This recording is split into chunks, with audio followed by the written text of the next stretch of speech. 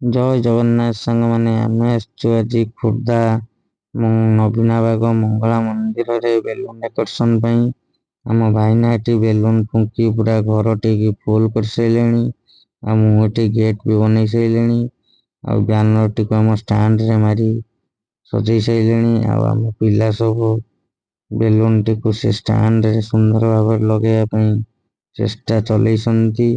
ଆଉ ପୁରା ସୁନ୍ଦର ଭାବରେ ବି ଲାଗିଯିବ, ଆପଣମାନେ ଦେଖିପାରିବେ ଲାଷ୍ଟରେ। ଆଉ ଏଠି ଆମ ଭାଇନା ପୁରା ବେଲୁନଟିକୁ ପୁରା ଫୁଲ କରିସାରିଲେଣି। ଫାଇନାଲରେ କାମଟି ଦେଖନ୍ତୁ କେମିତି ସୁନ୍ଦର ବି ଦେଖାଯାଉଛି। ଏବେ ଆମେ ସୁଟିଂ ଟିକେ କରୁଛୁ, କେମିତି ଦେଖନ୍ତୁ।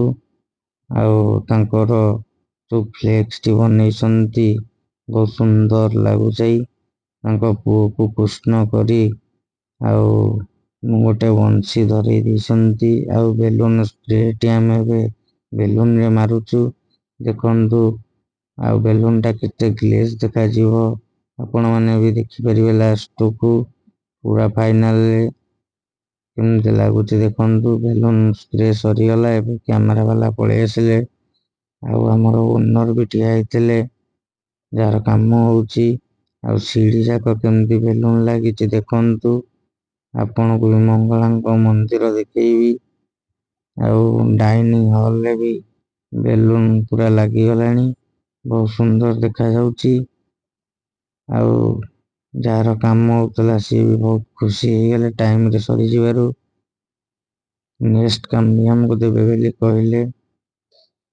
ଆଉ ମନ୍ଦିରର ଗଣେଶଙ୍କ ମୂର୍ତ୍ତି ଦେଖନ୍ତୁ, ଆଉ ମାଙ୍କର ଦର୍ଶନ ବି କରନ୍ତୁ, ଜୟ ମା ମଙ୍ଗଳା।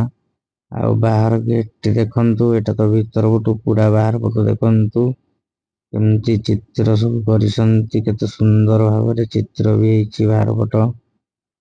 ଆଉ ଆପଣମାନେ ବି ଏଠି କରିପାରିବେ ଜନ୍ମଦିନ ହେକା।